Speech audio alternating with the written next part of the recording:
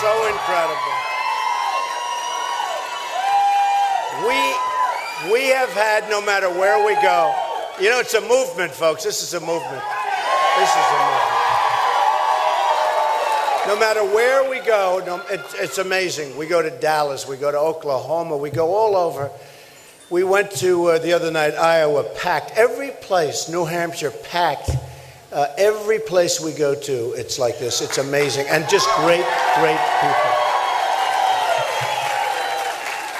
And they actually had to tell over 3,000 people, go home, we'll come back, we'll do another one. But they had to go home. Would you like to leave and we'll let them come in? No? I didn't think so. But they turned away a lot of people, which is too bad, actually.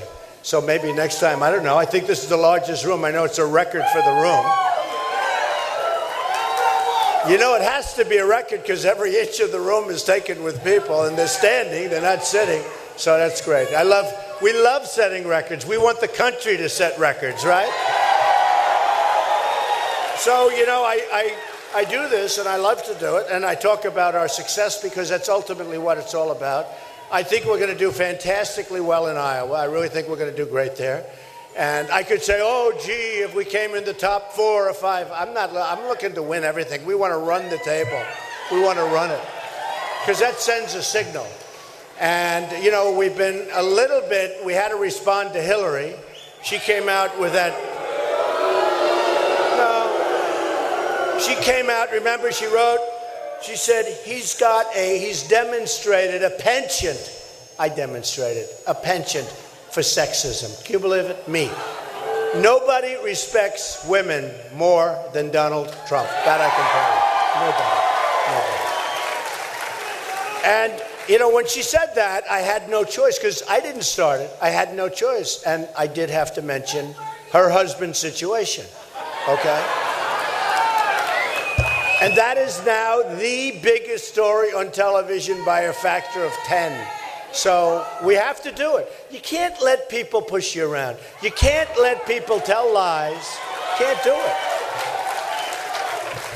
You know, it's interesting. One of the polls came out from CNBC, and they said that if it's Trump against Hillary in the election, it will be the greatest voter turnout in the history of this country. I can see that. I can see it. And they said all of these people that are going to come in new, that never vote, they don't care. They're going to mostly, I'll tell you what, they're going to vote for Trump. That's why they're coming in, because they're so fed up with this system, this corrupt, horrible system. They're fed up with it. And they're fed up with those guys back there, the media. They are the worst. They're the worst. No, they're not. They're fed up. They're fed up with the media. I mean, and you know, not all bad. But there's so much dishonesty in the media. And I like to call it out. And one of the things that's really been amazing to me, and it's been so beautiful to watch, the level of genius in the public. They get it. You know, they really get it. They want to marginalize us. They want to do all of this. And they want to make everybody look like, oh, gee. The level of genius, they fully understand. They know they're crooked. They know they're dishonest. And they really, otherwise, who gets worse publicity than me? And yet I see a poll at 42%. And you know, you're talking about 15, 16 people, started with 17. How were you? Started with 17 people. And you know, I'd be happy with 42 if we had 3. Okay? Not thrilled. I'd like to be over that 50 mark, but I think we're doing really well. And you know, it's interesting, but the debates, okay? So the debates, I love you too, darling. I love you. I do. I love you. I love everybody. You know what? The rooms, no matter where, whether it's stadiums or big ballrooms like this one, it's amazing. And there's love in the room. And I told the other night, I said it, a friend of mine, very, very successful guy, who I would love to have negotiating against China. That's what we need. Not these hacks that we have. No, I have guys. Carl Icahn endorsed me, great businessman. I have great business people that want to be involved. And we have the best. We have the best in the world. We don't use them. We use political hacks. We use special interest people that really don't care about the country. They care about their deals. This is going to change so fast. You know, last year, $500 billion trade deficit with China. Think of it. 500. You know what 500 billion is? You do $100 bills, you'd fill the room to the ceiling. $500 billion deficit, trade deficit with China. What are we? Yeah, I guess the answer is certainly, let's not blame us. Our leaders are stupid. Or, you have to say or, they have deals. Because what's happened is all of this money is being given to them by special interests, by all of these people, including lobbyists. And these lobbyists make our leaders do, our leaders, can you believe our leaders? This is what, but they make the leaders of our country do things that they don't even want to do. Because they've given them tens and tens and tens of millions of dollars. I mean, I look at this guy, Jeb Bush. He spent $59 million on his campaign. And he's down in the grave. He's nowhere. No, think of it. And it's got to be much more than that. It was actually $59 million a while ago. Every time I turn on an ad, I see an ad about Trump. I mean, it's not that bad an ad either. It's like, you're going to do an ad. But look, he's a low-energy person, let's face it. We don't need low energy. We need lots of energy. But he spent, think of it. He spent $59 million. I spent nothing, right? Nothing. Now, I'm going to be spending, you probably saw, we're going to start spending a lot of money because I don't want to take any chances. I love getting up. And for the last couple of months, I've been leading from practically the time I announced, right? And leading a lot. I'm going to go over that because I go over polls. I love polls. Now, if they turn negative, I don't like them. And I promise, if they turn negative, I'm not going to be talking about them. In fact, I get criticized all the time. You're always talking about your polls. One of these guys who's got 2. He's at 2. I'm at 42. And one of these guys who's at 2 said, he always talks about his polls. And I don't, and I wouldn't either if I had to. I swear I wouldn't. I wouldn't do it at all. But, I love to tell the story where I've spent nothing, and Bush has spent $59 million, but much higher than that. That's just, because I see since then, you can't turn on this television without these commercials at Fox. Every 2 minutes, it's a commercial on Trump. You know what he did? It's false advertising. So I killed him in the debate. According to Reuters, according to everybody, Drudge, who's an amazing guy, by the way. If you don't know Drudge, Matt Drudge, great. He's a great guy. But Drudge, 46%. The 46%, you have 15 people. Now, if you notice, a couple have dropped out, a couple more. But 15, 16 people, 46%. Time Magazine, 49%. Think of it. Slate, 51%. U.S. News and World Report, 69% said I won the debate. Right? PBS, Public Broadcasting System, 69% said Trump won. No, it's amazing. We have Washington Times at 62%, CBS 59%, Fox 62%, Fox Las Vegas 62%. So they all say, then I go back home after the debate. I like to see, how did I do? Did I look good? Looking good is very important, right? Sometimes it's not as much like what you say, it's how did you look? Oh, I look good. It didn't sound too good, but that's okay. You wonder, is that a good trade? But I go home, I watch, and the pundits will say, they can't totally kill me because I know what's happening. We know what's happening. Well, Mr. Trump was okay tonight. I won every single online poll. I won. And then here's Bush. So Bush does an ad, and he takes me, and he was talking about, something, and he made a statement. Then I killed him. By the way, I'm at 69%. He's at 1% he got. He came in last.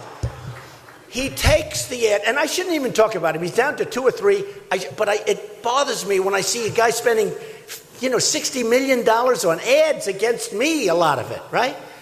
I say, why is he doing this? Doesn't he have something better? He should go home. Just relax. No, honestly, he should go home and relax. He shouldn't be wasting his time. But it does. I say, why is this guy spending all this money? Now he's spending it actually against a couple of other guys. They were also very weak ads. But here's my ad. So he made a statement, and after that, his spin people said, oh, he was great. He took on Trump. I'm standing here. He's over here. Took on Trump. He made a statement that was written by his pollster, So he remembered. He said, Mr. Trump, why don't you this? I said, okay. Then I gave him an answer. I said, Jeb, I'm at 42, you're at 2. Right? It's a simple answer. You started off here right next to me. And then you were there. By the next time, you're going to be off the stage, right? No, it's true. It's true.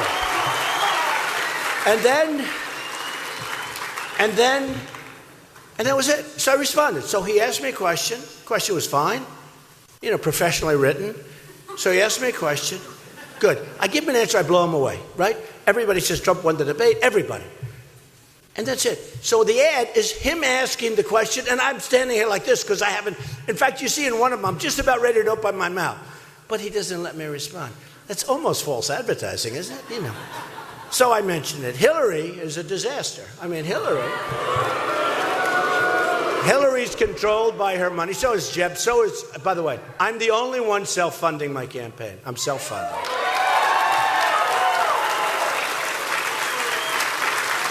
One of the things that makes me happy, I heard one of the commentators this morning said, I've been watching this stuff for 50 years. I've never seen anything like what's happened with Trump. One of them actually said, I'm special. You're special. I like you. I'm special. Isn't that nice? Every once in a while somebody can say something that hits you. Where are you? Who said that? Wow. So nice. Thank you. That's a nice one, right? That's like, every once in a while there's a statement that's either nice or brutal. I think low energy was a brutal statement, right? And by the way, low energy can be applied to Hillary. I just don't like to use the same thing twice on one of my enemies, right? Because I consider them enemies. We view this as war. Don't we view this as war? It's war. It's war. And so you don't like to use it. I hate to give it up. What? How are you going to help my 11-year-old daughter? Oh, we're going to help your daughter. We're going to help the country. That's called helping the daughter. We're going to help your country. So here's the story.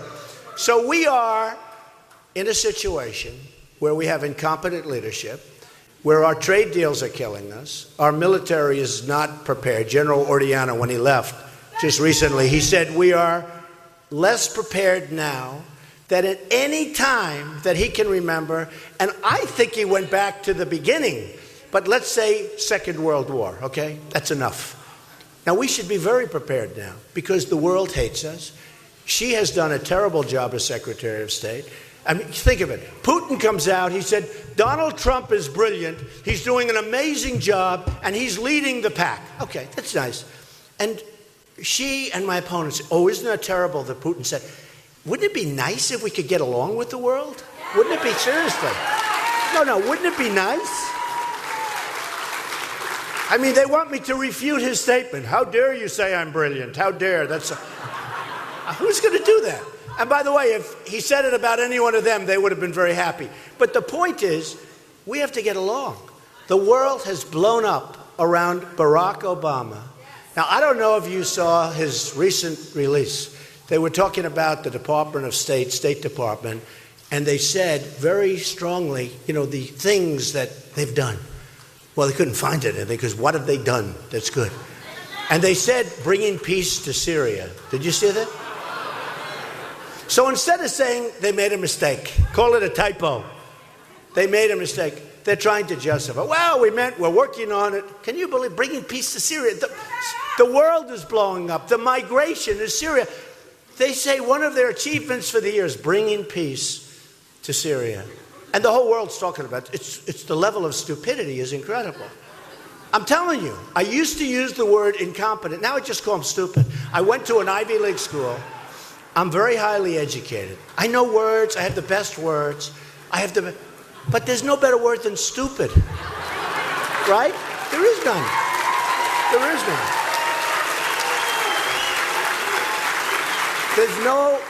none. There's no word like that. So we are going to turn things around. And if we have Hillary, I got to tell you, I just saw it where for the last week she's been hitting me really hard with the women card, okay? Really hard. And I had to say, okay, that's enough. That's enough. And we did a strong number. She's not going to win. And by the way, I love the concept. I love having A woman president. Can't be her. She's horrible. She's horrible. And you know who really don't, I'll tell you who does not like, yeah, we'll get Ivanka. Good. Let's do Ivanka. That's good. But I'll tell you who doesn't like Hillary are women. Women don't like Hillary. I see it all the time. And always so theatrical. Mr. Trump said this and that and this.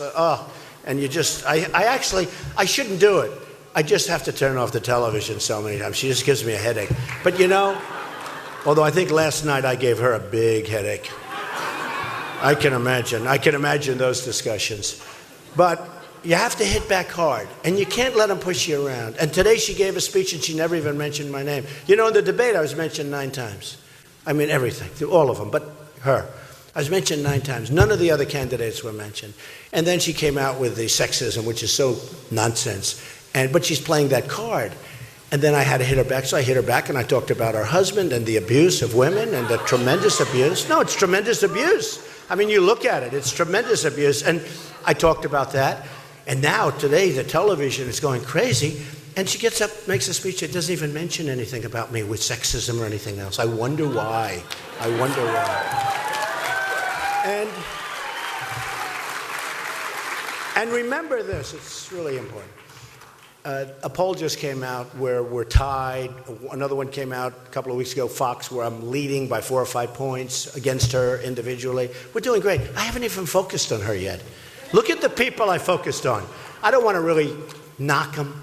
I don't want to mention their names. But you know, of those people that are all gone, they were all people that attacked me. Wouldn't it be nice if our country could have that same thing? You attack and they're, boom, gone. And if we could do it verbally, if we could do it verbally, that's even better, right? You know, who wants to use our military? By the way, we are going to build the strongest, the best, the most powerful military ever. Ever. Ever. Ever. And we're going to take care of our vets. We're going to take care of our vets. Because they are being treated horribly. But we're going to build the strongest, most powerful military ever. And let me just tell you a little secret. It's the cheapest thing we can do. We're never going to have to use it. I don't think we're going to have to use it. Don't forget, they talk about my tone. I remember when Jeb and Hillary the same day, Mr. Trump's tone is not nice. They're chopping off Christians' heads in Syria and other places, and they want me to have a nice tone. I'm supposed to be, isn't life wonderful, okay? Look, we've got to be tough. We've got to be smart. We got to have heart, too. We got to have heart. We got to take care of people. We got to fix our health care program. This Obamacare is a disaster. You people know. You people know. Obamacare is a total catastrophe. It's going to be repealed and replaced. It will die in 17 anyway. I don't know if you heard what's happening, but it's so bad. All the people that they didn't think were signing up are signing up, and the other people that are really paying for it aren't signing up.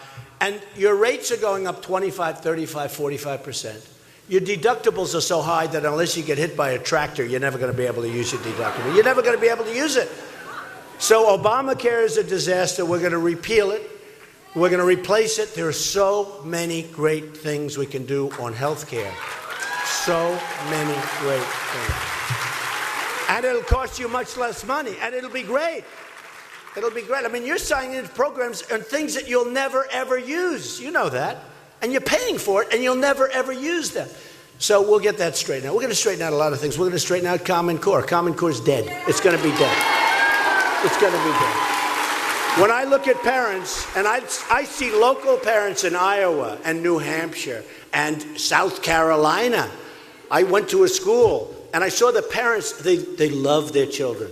They want that, they want educate, they don't care about money, they don't care about anything, they love their children. And it's local. And they get together, and they do wonderful programs. They're smart people, as opposed to getting it done by bureaucrats that are getting big fat checks in Washington. I mean, we have such talent in this country, and we don't use it. So Obamacare, dead. Common Core, gone. We're going to get rid of it. Department of Education, we're going to get rid of it. We're bringing education to a local level. One thing on education. So in the world, we are ranked number 28. There are third world countries that are ranked better than us in education and many other things. And yet, per pupil, we are number 1 by far. There's nobody close. Number 2 isn't even close. So we spend more money per pupil than any country in the world, and we're ranked number 28, which is way down the bottom, essentially. I mean, it's. Can you imagine we're ranked number 28, we're number 1? And that's what I do like saying about my campaign. I spent less money than anybody else, and I have the best result. I'm number 1 by a lot, and I spent no money. I mean, my plane cost me some money, but I spent no ads. Took a little radio ad in Iowa, but I didn't do that. I think the station's so lovely, you want to know the truth. But I spent essentially no money. And then you have all these other guys spending vast, and they're like the way the United States is run. Now, why would we put a guy like Jeb, like some of the others? It's not only Jeb Bush. They spend money. I see Rubio, the ads all day long. The black background. He's got like a black thing. Should have put something like that behind him, right? Right there, the flag. No.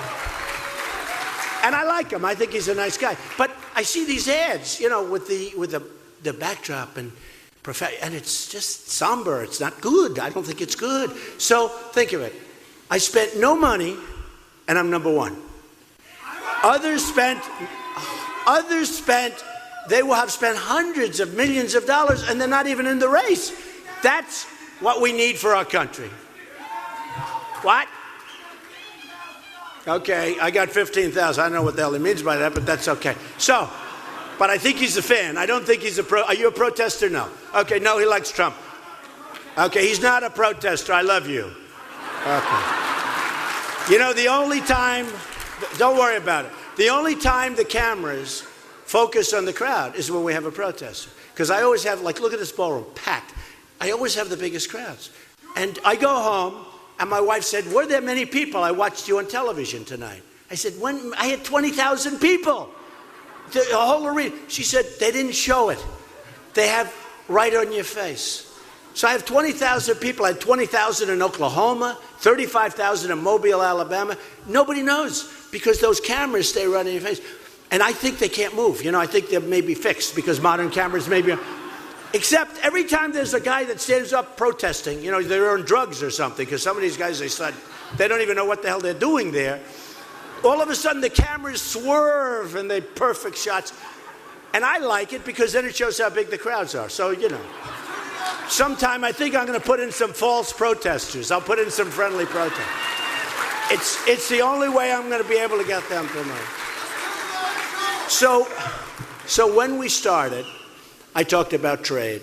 I talked about the border. I talked about a lot of things. And I started on June 16th. And in Trump Tower, the famous escalator ride. And it takes guts to run for president. I'll tell you, it's like I never did this before. And, then they tell you you're on a debate. We had the largest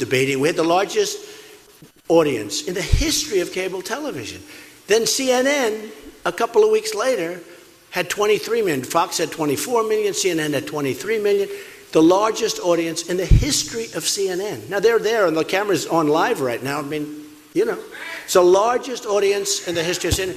Now, the debates used to be, if you go back 4 years or 8 years, whenever the cycles came up, nobody even wanted. They didn't want the debates. I think they were forced to take them for licensing. Nobody wanted the debates. They drew nothing.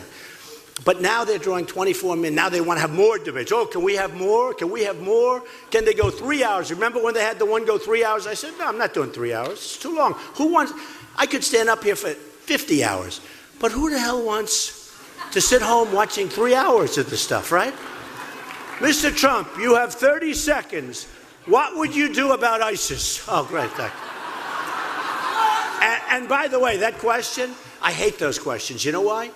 Because I want to be unpredictable. I don't want to tell ISIS what I'm going to do to knock the hell out of it. I hate it. Remember, I said very strongly, keep the oil for what, 4 years? You've been watching. 4 years. I've been, get the oil, get the oil, get the oil. Because who's going to get the oil? Iran is taking over Iraq. We made a deal for Iran, done by some of the dumbest people on earth, on our side. We gave them everything. They want it. We don't even get our prisoners back. And now Iran wants to start negotiating separately for the... Can you believe it? I go crazy. We would have gotten them back. All you had to do is say, we want our prisoners back. They would have said no. I would have said, I want them back. You don't understand me. I want them back. They would have said, no, we won't do that. I would have said, bye-bye, and I would have left. Then I would have doubled up the sanctions. And I guarantee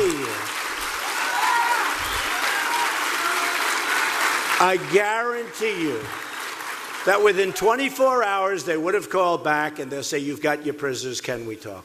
And I would have never given them $150 billion. I would have never given them the money. I would have never given. They're using that. They don't have to make nuclear.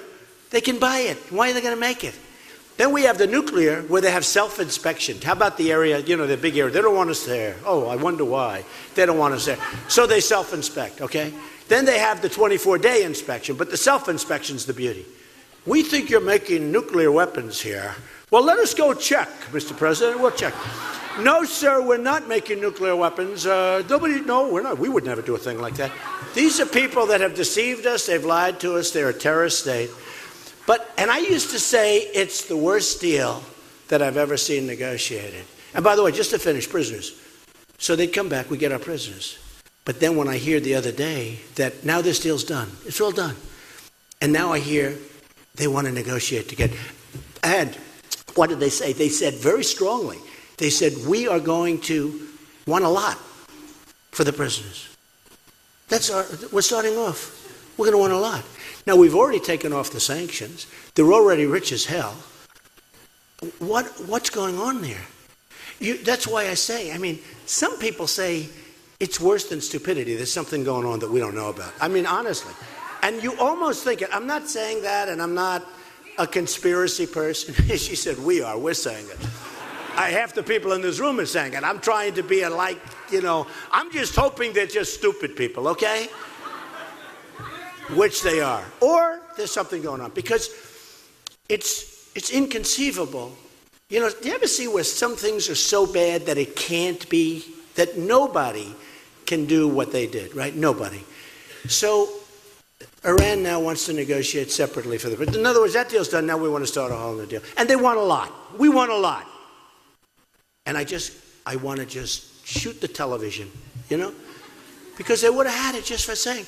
And when they asked Kerry and Obama, the deal was made. Everybody knows it's a horrible deal. It's going to lead to tremendous nuclear proliferation. And they're so rich now. They became $150 billion they became so rich. And many other things that you don't even know about. Most people don't even know what the agreement says. But I'll tell you what, when you look at what we're doing, we're not going to have, if we keep going like this, folks, we're not going to have a country left. We're not going to have a country. We're not going to have our country. And we're like a dumping ground for the world. We're a dumping ground. They want to take the migrants, and I feel terrible about the migration caused by Hillary Clinton and Barack Obama. They're the ones that caused it. They go into Libya, they knock the hell out of Gaddafi. Okay, so Gaddafi, they back rebels who end up killing the ambassador and the other young people. The ambassador was riding in a Jeep, one of our Jeeps, of course, a military Jeep holding the Libyan flag and, freedom, freedom, freedom, and then he gets killed by the same people. So we backed people that turned out to be far worse than Gaddafi. Look what we did in Iraq. Look what we did in Iraq. What the hell do we get? We spent $2 trillion, and that was as of a year and a half ago. I keep saying $2 trillion. It's a lot more than that. We spent $2 trillion. We have thousands of deaths. And I'm not even talking other side. You talk about other side. You're talking about hundreds of thousands, maybe millions. You have thousands of deaths. We have wounded warriors who I love, all of. These guys are the toughest. These are the greatest people.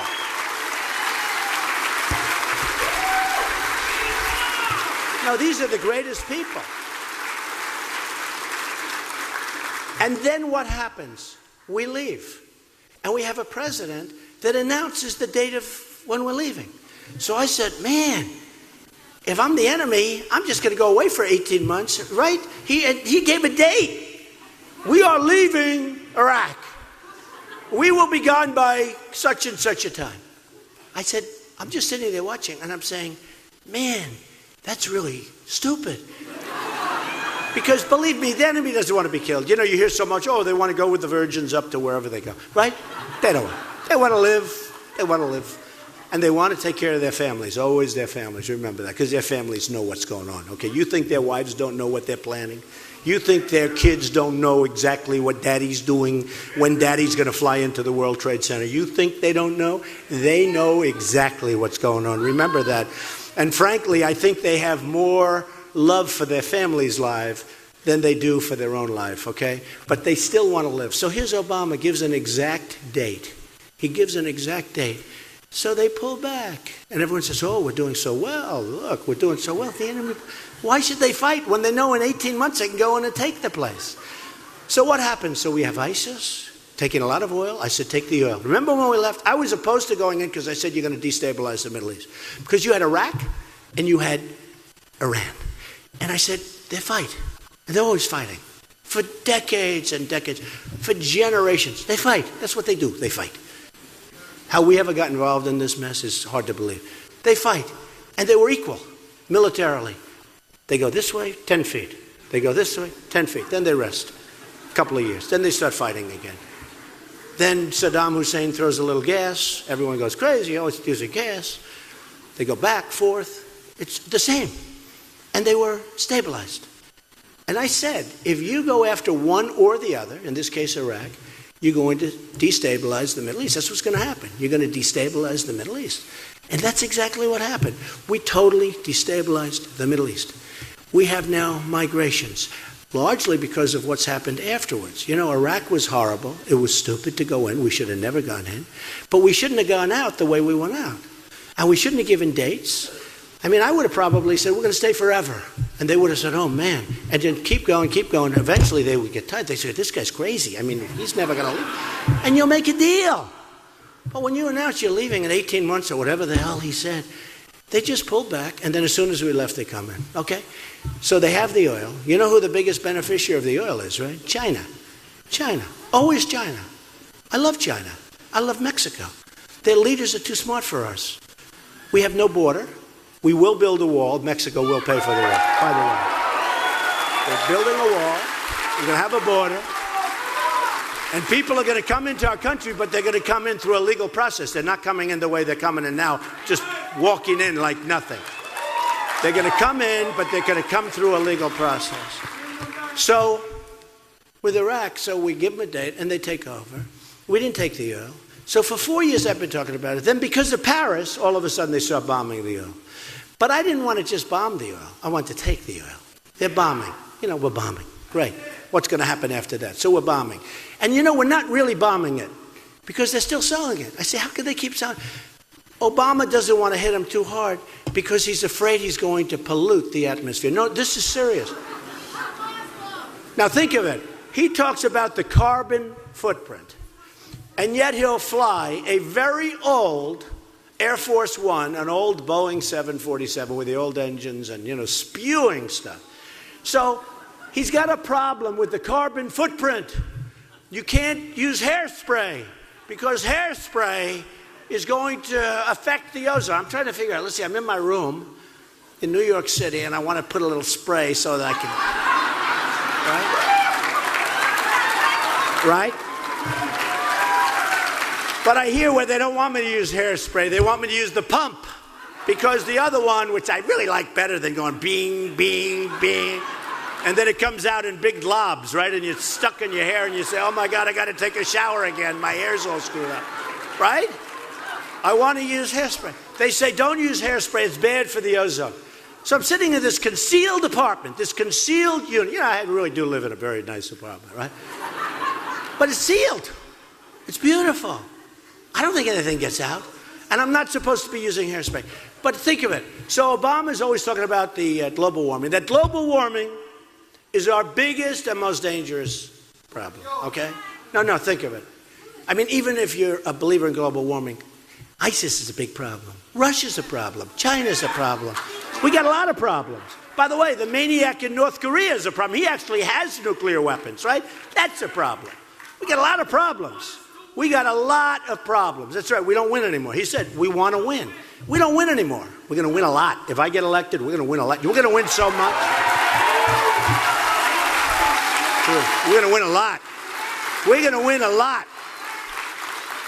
We're going to win so much you're all going to get sick and tired of winning. You're going to say, oh, no, not again. I'm only kidding. You never get tired of winning, right? Never. But think of it. So Obama's talking about all of this with the global warming and that. And a lot of it's a hoax. It's a hoax. I mean, it's a money-making industry, okay? It's a hoax. A lot of it. Look, I want clean air and I want clean water. That's my global. I want clean crystal water. And I want clean air. And we can do that. But we don't have to destroy our businesses. We don't have to destroy our... And by the way, China isn't abiding by anything. They're buying all of our coal. We can't use coal anymore, essentially. They're buying our coal and they're using it. Now, when you talk about the planet, it's so big out there. We're here, they're there. It's like they're our next-door neighbor, right? In terms of the universe. Miss Universe, by the way, made a great deal when I sold it. Oh, did I get rich? That was a great deal. Oh.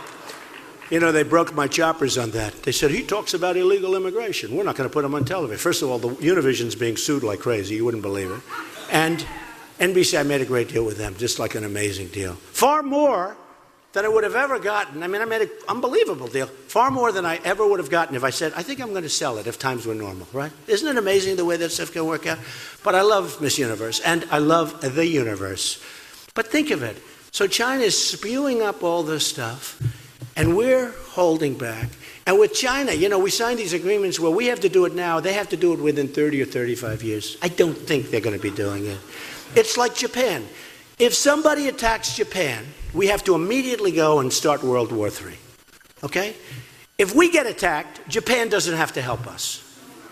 Somehow that doesn't sound so fair. Right? Does that sound good? So South Korea, I order televisions. I order thousands of televisions a year. I order televisions because I have a lot of stuff and I like nice brand new. They're all made in South Korea, most other than Sony. And Sony, in all fairness, has lost its way. But a lot of them, Samsung, all of them. I mean, they're all pretty much, all of them, right? I think just about. But I order thousands of televisions. They're all from South Korea. So we have 28,000 people on the border, separating South Korea from this maniac in North Korea. We get nothing. What do we get? Nothing. Why? They're making a fortune. It's an economic behemoth. A lot of you don't know, we protect Germany. Germany. Mercedes-Benz. How many people have a Mercedes-Benz? We protect Germany. It's an economic behemoth. We protect Saudi Arabia. They were, during the good oil days, now it's probably half, which is fine. But during the good oil, they were making $1 billion, listen to this, $1 billion a day. And we protect them. Our military, they pay us peanuts, like nothing. And then if we want to move to another location, well, that's very expensive if we do that. We want to charge us rent. I mean, look, we are run by people that are so bad. They're so out of their league. And I see it. I see it on the stage. You know, a lot of them are nice people. You know, a lot of people think I don't like these people. I do like them. But they don't have business sense. They don't have business ability. They don't have common sense. They're politicians. They're all talk. They're no action. When I say...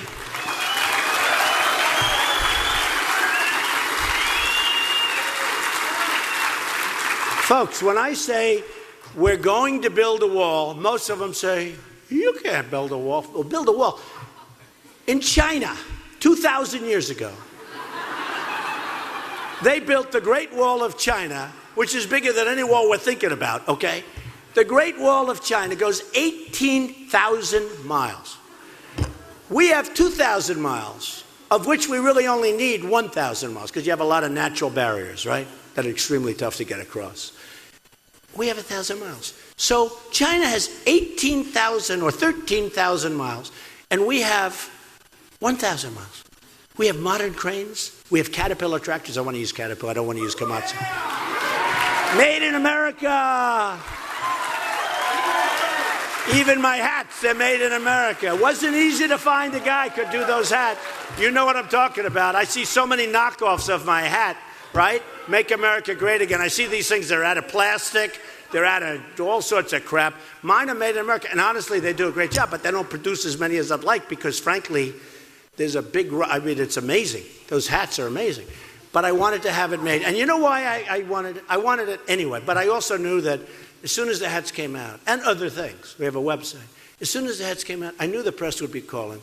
And it's true. First hour when the hats were announced, I get a call from the New York Times. Mr. Trump, where are those hats made? I said, America. I knew it. I knew it. Because, as you know, if I would have said China, I would have been in big, big trouble. But they're being knocked off all over the world. I mean, I see hats, they're like helmets. I see them all. But what are you going to do? But here's the story. We got to build a wall. So when I talk and when I'm up on the stage with these guys, these people, wonderful people, and a very nice woman, Carly. She's a nice woman.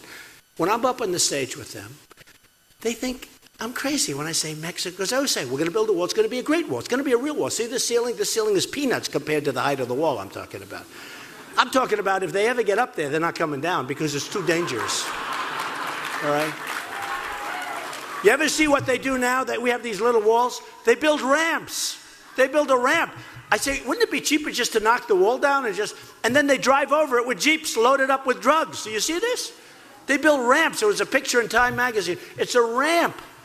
A little ramp that goes over the wall and down. So they have a Jeep. Over, down, boom, make money. We get the drugs. Think of it. We build a wall is right. You got to build a wall. We get the drugs. They get the cash. Not so good, right? We don't like that deal. Our politicians don't know. They don't know. So when I say Mexico's going to pay for it, these guys on the stage with me, they're not business people. They don't understand. Mexico makes a fortune off the United States. Number one, we give them a lot of money. But in addition to that, they're taking our businesses. They're making, if you talk about a trade deficit, I'll tell you what, Mexico in a certain way is, in a mini version, the new China. Mexico is making an absolute fortune. Peanuts compared to the cost of the wall. Let's say the cost of the wall is $10 billion. That's I can do a great job for 10. I think we'll have a lot of money left over. Somebody else would have, and by the way, 20 years ago, they wanted to build a wall. People that are opposed to it now, they wanted to stop and they wanted to build a wall. You know one of the reasons they didn't build the wall? Because of the Environmental Protection Agency. They couldn't get an environmental impact study approved. Can you believe it? Because there was a toad or a turtle or a snake or something was in the way. Now think of it. In China, in the South China Sea, there were these low-level land masses that were covered by water, but pretty close to the top. China sends in massive excavators, and they're going, they're building military fortresses in the South China Sea. And a friend of mine who's one of the biggest and richest people in China, he's a great guy. They're great people. They're fine. They're just too smart. I mean, the leaders are too smart for our people. They won't be too smart. When I put my people there, it won't be different.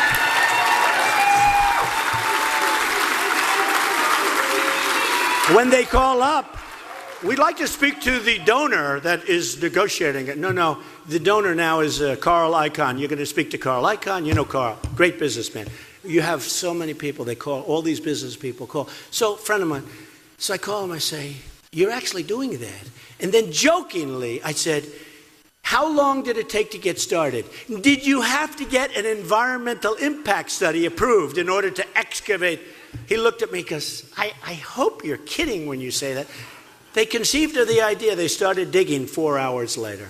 Okay? There's no, go through 25 years of environmental impact. You're going to hurt the snail. You're going to hurt this.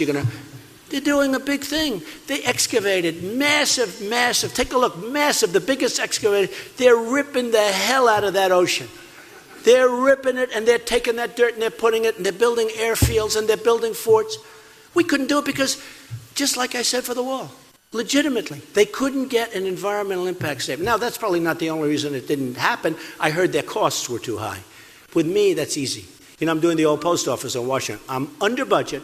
I'm ahead of schedule. Hey, look at the campaign. Guys are 59 million, and he's down at the bottom. I'm nothing, and I'm at the top. It's the same thing.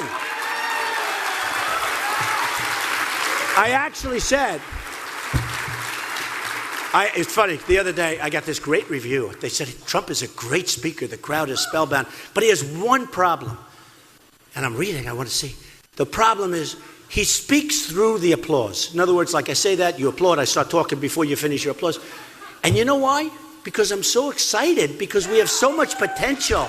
It's true. I don't want to wait for your frickin' applause. I have so many. we have so much potential. There's so many things to do. I don't really sort of want to wait. I want to do it. And I just noticed I did it again. You were getting ready to give a big applause because you like that. And I'm speaking. I kill the applause. But he's right. He's right. But except I'm not a speaker. What I am is a doer. I get things done. I get things done.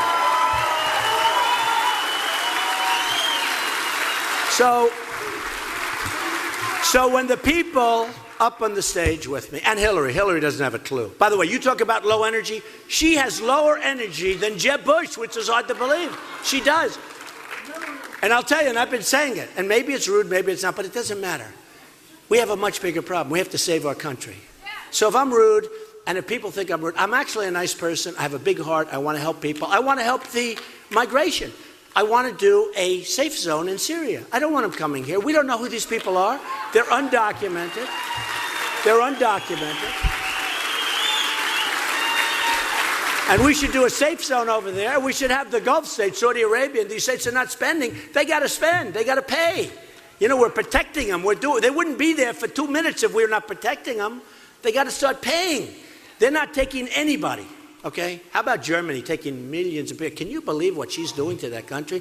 And she was the person of the year, and I wasn't. Everybody said Trump was supposed to. Hey, what are you going to do? I think she's made a terrible mistake. We'll find out. Time will tell. They're having tremendous crime problems.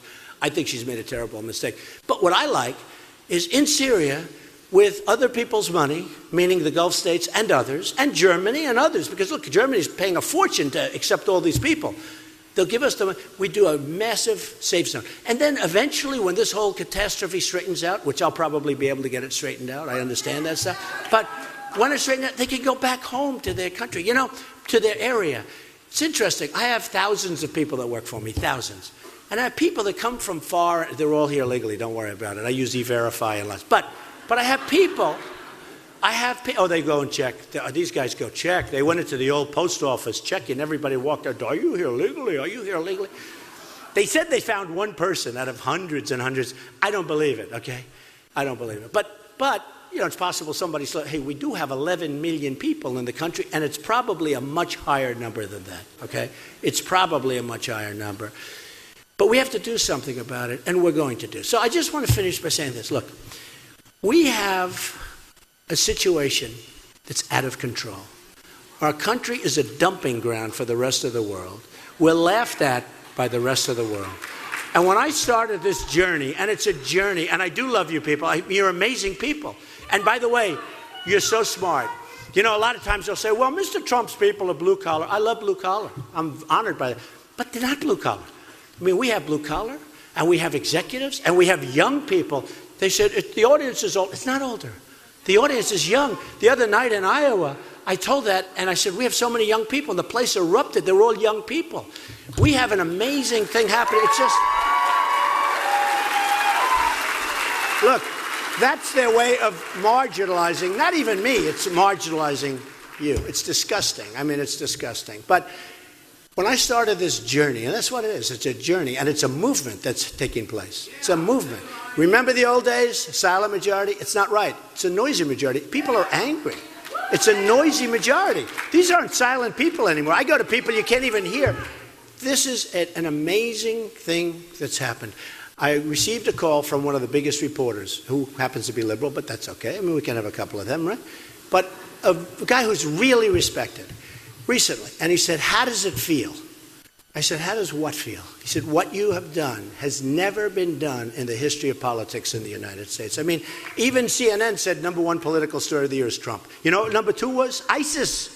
ISIS was 2. I'd rather reverse it. Let ISIS be 1, let me be 2, because I want to knock the hell out of them and make me #1 next year. Make me #1 next year.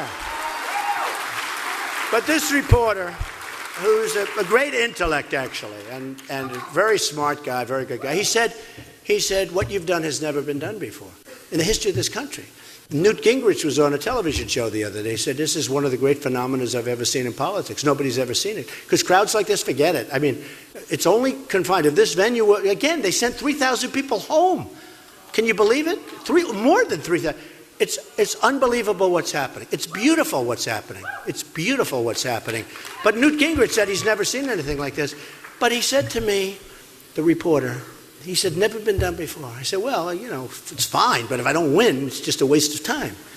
He goes, no, no, no. What you've done is incredible. He said, even if you don't win, what you've done is incredible. You've totally changed the landscape of politics. No, don't applaud. Don't applaud. Don't applaud. He said, you've totally changed the landscape of politics. It's forever going to be different. Your campaign, there's never been anything like it. Okay, and he was all very nice. I said, you don't understand. You don't understand. If I don't win, I will consider this, and I mean this, a total and complete waste of time. I really do. So, because we're not going to do anything. It's wonderful. Oh, good, I had nice crowds. They'll write about me every once in a while. Every 2 years I'll have a story. Trump ran this rather good campaign. If we don't win, to me, and honestly, you should feel the same thing. If we don't win, it's a total waste of time. Because you have somebody else in there. They won't be able to do what I do. They're not going to be able to. And even if you get one of these Republicans in, like I didn't finish the Mexico. So the wall. When I say Mexico's going to pay, they all laugh. They all go, they think it's funny. Honestly, these are people, they think it's funny. They're laughing, lightly, like, oh, that's so funny, ha, ha, ha. They're going to pay for the wall, folks. They're making billions and billions and billions of dollars on deficits that we have with Mexico. The wall is peanuts. They're going to pay for the wall. But I mention it. Now they don't laugh because they're starting to agree with me. And then the other day, one of the people said, it was Ted Cruz, who's a nice guy. But he said, we're going to build a wall at the southern border. I said, whoa.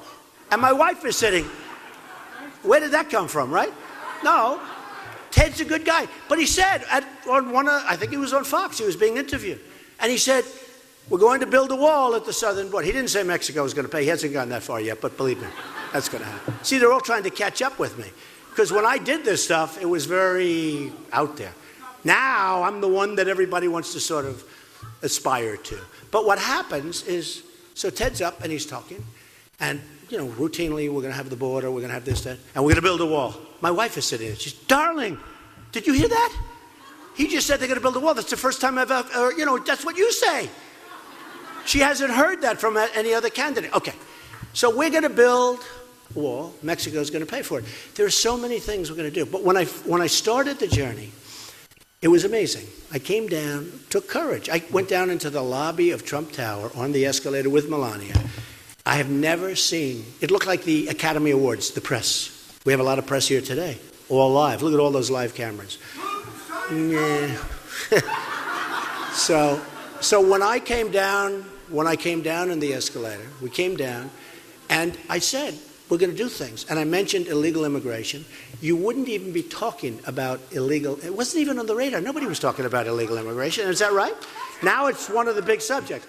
And that's why, and one of the beautiful polls that came out, and I'm so proud of it, CNN just came out with a poll a week ago. 36% for Trump. Second is 16. Third is 14. Then 12. So they're way down.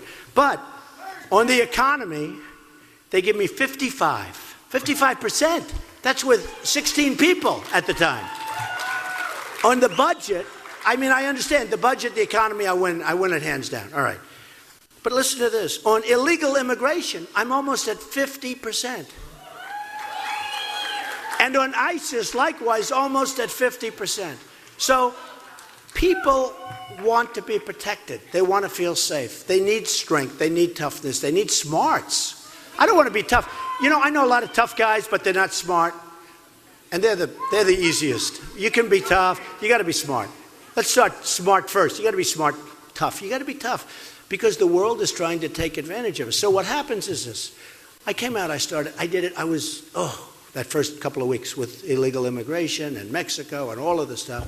Then Kate was killed in San Francisco and Jamil was killed in Los Angeles. Jamil Shaw, an unbelievable young man, was killed, just shot right through the head by an illegal immigrant. Kate was shot by a guy came in 5 or 6 times, shot in the back. So many great people. These are two, so many. And then you have the economy and the jobs that are being lost, and people aren't paying taxes and all of this stuff, right? And all of a sudden, people are coming over. And I'd say the wall, and now they're starting to say the wall. We have to be progressive in our thinking. When I say progressive, I mean like smart. I'm not talking progressive like a Bernie Sanders would say. This guy wants to tax you. Think of it. Think of it. This guy wants to raise your taxes to 90%.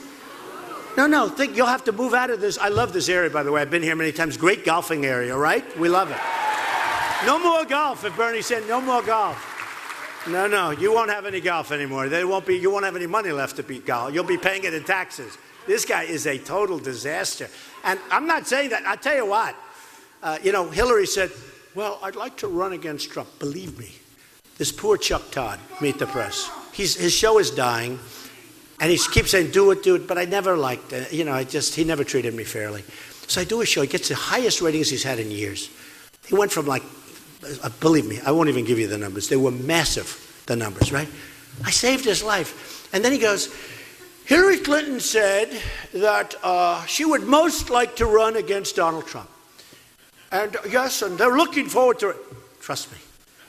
The last person. She's already gotten a dose last night. Do you agree? She had a tough night. She had a tough night looking at the beauty pageant, okay? So Hillary Clinton said, and here's Chuck Todd, and he's a nice guy. I'm not trying to knock him. Please don't be insulted, Chuck. But she says she doesn't like him.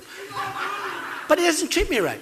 So he goes, the Clinton campaign said they'd most like to run against Trump, like I'm some kind of a sap.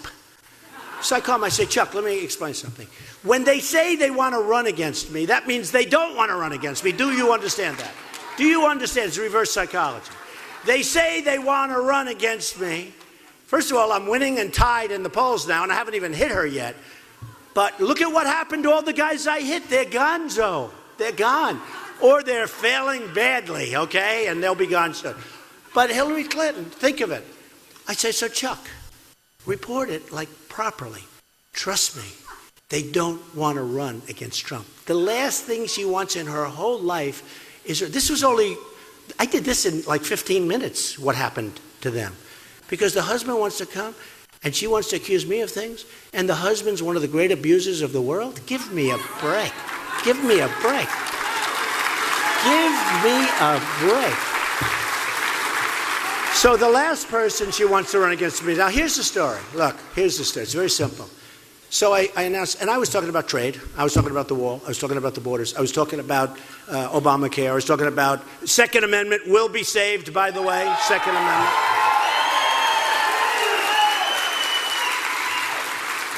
It will be saved. The Second Amendment is going to be with us. So if I'm president, they're doing everything. They want to get rid of the bullets now. They're doing everything they can. Think of Paris. Think of Los Angeles. Think if you had some guns in Paris on the good side, right? They had no guns. Paris is the toughest gun laws in the world, folks. And France, you get caught with a gun. The only one that has guns are the bad guys. So they go in these various places. They call the guy the mastermind. He's a moron. This guy was a moron.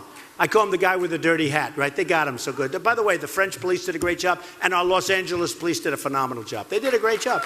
But wouldn't it be wonderful if, let's see, this guy right here in front of me, he's a tough guy. This guy with the hat, with a lousy head of hair, but he's a strong-looking guy right here. This guy right there, see? And that one. Wouldn't it be nice if they had a gun on their waist? Somebody. Him. So that when they said, what they were doing in Paris? Get over here, boom. Get over here, boom. Your turn, get over here, boom.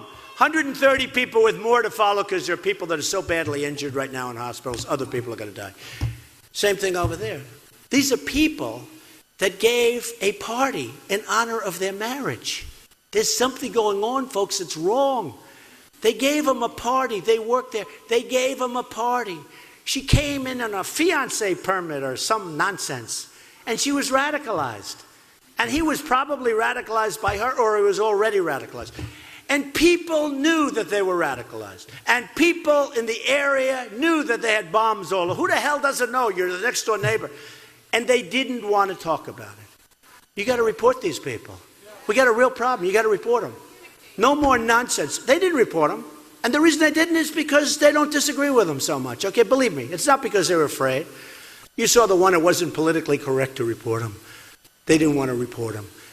Give me a break. So we have to change. So it started off with me where I was going to talk about trade. I was going to talk about all the things. I was going to talk about the military, building it up. I was going to do all of this. But after Paris and California, and there'll be others, because they have no fear of us. But after Paris and California, I've totally changed. And my poll numbers went up 10 points. It's amazing. It went up 10 points. I said, why? Do you think it was the debate? Because I did good in the debate. They said, no. People view you as a tough cookie that's not going to take this crap. You know, that's what it is.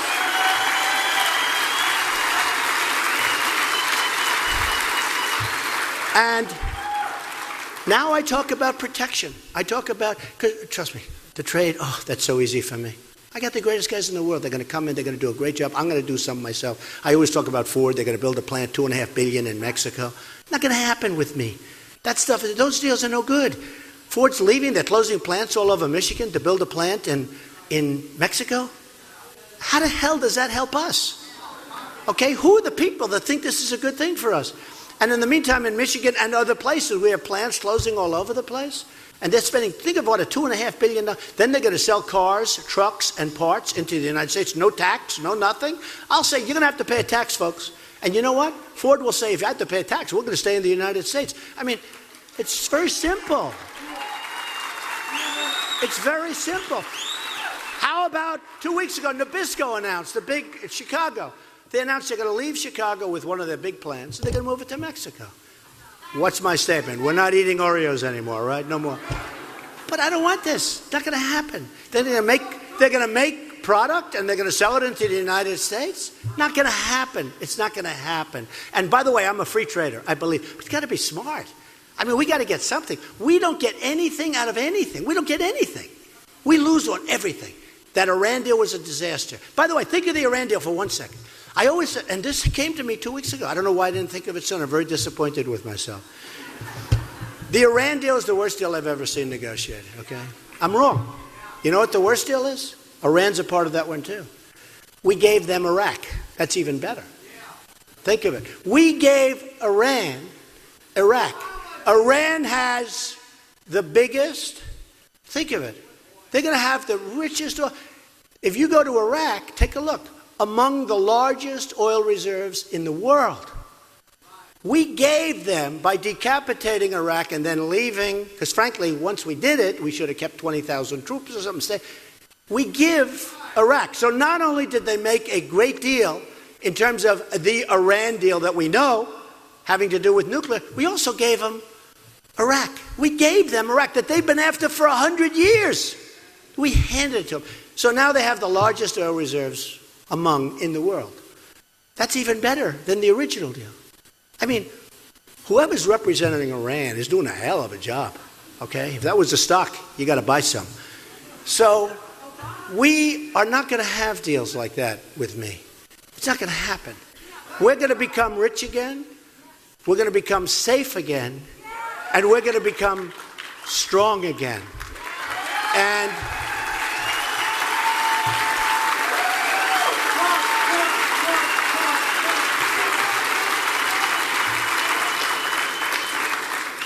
you're going to remember this moment. This is going to be an important moment for all of us. The one thing I have to say, and I have to ask you to do, go out and vote. It's going to be your turn. Number 3. Remember, it starts on February 1st with Iowa. We go to New Hampshire. Then we go the following. So 3 weeks. We got 4 weeks to go, and then we have 3 weeks after we start. No matter what's going on in your life, you got to go and vote. Because if you don't, it's not going to happen. Don't sit back and say, oh, Trump's going to do well. The more we can win by, the more power we have in a sense, because it's like a mandate. But you got to go out and vote. And I will tell you this. It's been an honor to be here. I love this area. I love the people here. It's been an honor. But we will make America great again. I promise. Thank you. Thank you. Thank you. Thank you, everybody. Thank you.